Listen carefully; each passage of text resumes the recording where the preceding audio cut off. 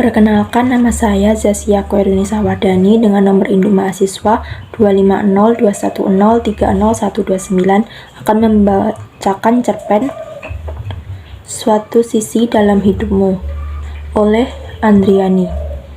Siang ini begitu teriknya, matahari bersinar tak ada kompromi, menyengat dan membakar bumi, begitu panasnya.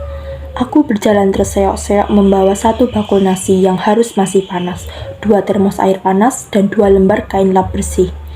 Ah, emak, kalau bukan karena perintah emak, aku tak akan mau membawa barang berat ini. Tapi emak yang memerintah. Aku tak mau dibilang anak durhaka. Jadi ya, siang yang panas ini aku harus mengantar pesanan emak. Emak adalah tulang punggung keluarga. Kalau tidak ada emak, mungkin aku tidak bisa merasakan nikmatnya sekolah, belajar, berteman, dan semua yang menyenangkan. Sedangkan bapak tidak bisa diandalkan. Setiap hari selalu saja berjudi. Kalau tidak berjudi, ya tidur mawar di rumah. Dia sangat menyebalkan. Tapi walaupun menyebalkan dan aku membencinya, dia adalah bapakku.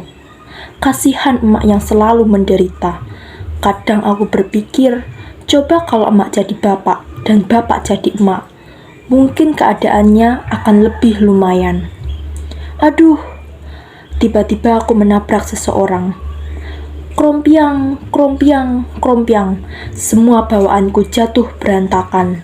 Tapi untung saja bakul nasi sudah kubungkus dan kuikat rapat-rapat. Kalau tidak, wah gawat, emak bisa nyanyi nih. Siapa yang kutabrak tadi ya? Aku mengangkat kepala dan ya ampun, kerennya. Aduh mak, pakai dasi, rapi, necis. Waduh mesti orang gedongan nih. Maaf. Tiba-tiba dia bersuara.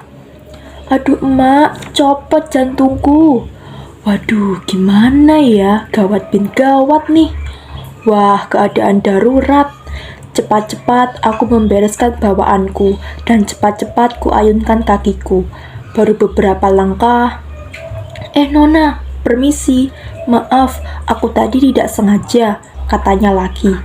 Sudahlah, aku yang salah. Maaf, permisi, kataku kemudian, dan aku pun berjalan tergesa-gesa meninggalkannya. Dari kejauhan, dia masih memanggilku. Nona, tunggu. Tapi aku tak menggubrisnya. Aku malu, bagaimana tidak. Dandananku amburadul, dia necis. Oh, dia memanggilku Nona. Hihihi, lucu juga ya. Seumur-umur, baru kali ini aku dipanggil Nona. Ah, sudahlah, kalau melamun terus, bisa-bisa nanti menabrak lagi. Ah, capeknya. Dari tadi siang, aku harus membantu emak melayani pembeli. Lumayan banyak sih, sopir-sopir bus, sopir truk, penumpang-penumpang bus. Walaupun capek setiap hari dapat uang banyak, tetapi kalau aku sih, lebih baik tidak dapat uang daripada capek. Tapi gimana lagi ya? Setiap hari kehidupanku selalu begini. Pagi sekolah, siang sampai malam membantu emak. Malam hari setelah membantu emak, aku belajar. Untungnya aku tidak punya adik maupun kakak, jadi kasih sayang emak selalu terlimpah padaku. Setiap aku datang ke warung emak untuk membantu, emak sembari melayani pembeli selalu menanyakan bagaimana keadaanku, tentang sekolahku, dan mengenai teman-temanku.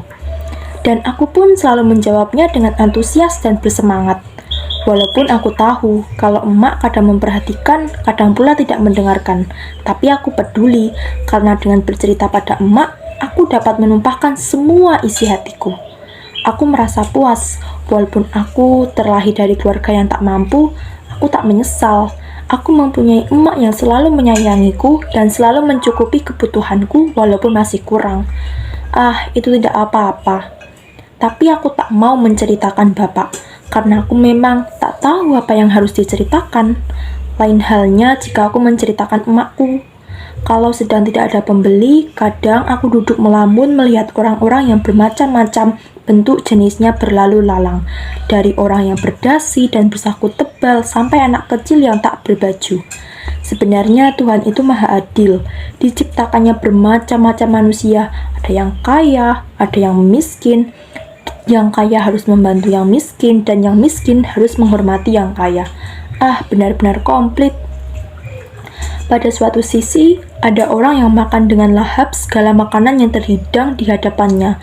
Di sampingnya duduk seekor anjing kecil, manis, tapi menurutku menjijikan juga, karena lidahnya yang selalu terjulur keluar dan meneteskan air liur. Si wanita yang mempunyai anjing itu makan dengan lahapnya tanpa memperdulikan sekelilingnya, dan setelah selesai, ia memberikan makanan yang belum disentuhnya pada anjing tersebut. Di sisi lain, ada seorang gelandangan yang mengais makanan di tong-tong sampah jika mencari sisa-sisa makanan. Bila mendapatkan sisa makanan, tanpa memperdulikan apakah makanan itu layak atau tidak untuk dimakan, disantapnya dengan lahap. Begitu berbedanya suatu keadaan semacam ini. Kadang aku berpikir, jika aku punya kuasa seperti Tuhan, aku akan mengubah semua keadaan ini. Kubayangkan bagaimana jika yang kaya berubah menjadi miskin, dan si miskin berubah menjadi kaya. Tak bisa kubayangkan jadinya. Azan asar menggema, seiring dengan terdengarnya suara deru mobil di luar. Lamunanku menjadi buyar. Kenangan masa lalu, dan aku pun bangkit serta melihat dari balik gorden jendela. Di luar sana, suamiku bersama anak laki-lakiku yang baru pulang dari les, baru turun dari mobil. Suamiku, orang yang kutabrak dulu. Aku tersenyum, terkenang masa lalu betapa indahnya. Aku pun berjalan menyambut mereka. Emak, suatu kata yang penuh arti untukku. Judul cerpen ini adalah Suatu Sisi Dalam Hidupmu. Pengarang Andriani, tahun terbit Januari 2022. Penerbit naraka.id. Sumber dari cerpen ini saya dapatkan di strip.com. Pendapat mengenai cerpen ini, menurut pendapat saya, cerpen ini adalah sebuah karya sastra yang sangat realistis dan mengharukan. Penulis berhasil memotret kehidupan keluarga kelas menengah ke bawah dengan jujur, tanpa menutup-nutupi kepahitan hidup yang dialami tokoh utama.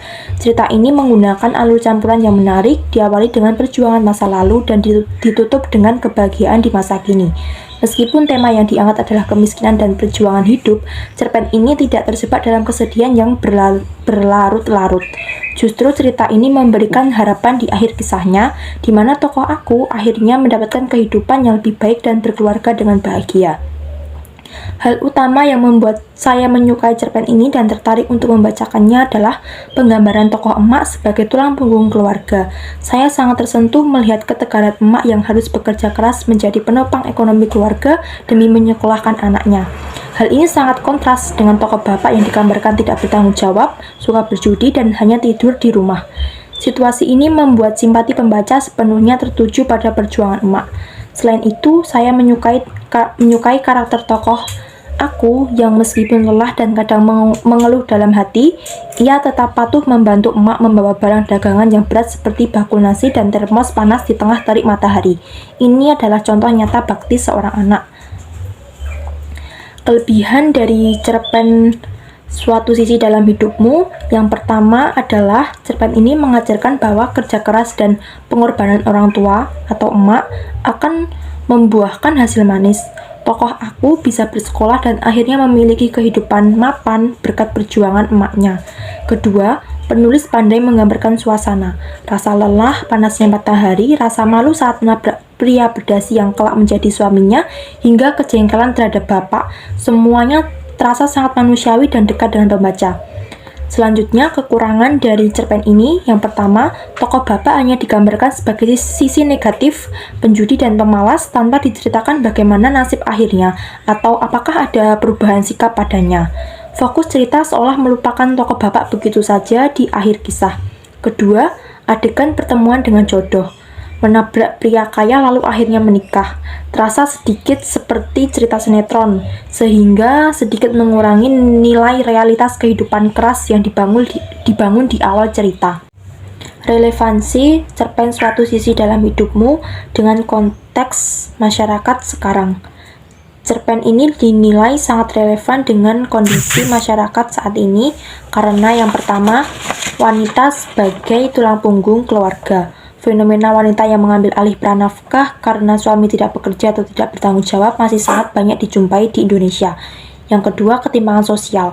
Pemandangan kontras antara gaya hidup orang kaya dan perjuangan kaum miskin, seperti adegan wanita memberi makan anjing dengan adegan gelandangan yang mengais tong sampah untuk mencari sisa-sisa makanan masih menjadi potret nyata kesenjangan sosial di kota-kota besar kita.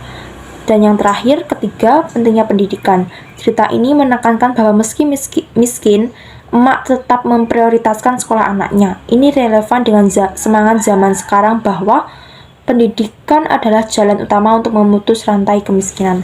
Sekian pembacaan cerpen dan review dari saya, kurang lebihnya mohon maaf. Terima kasih.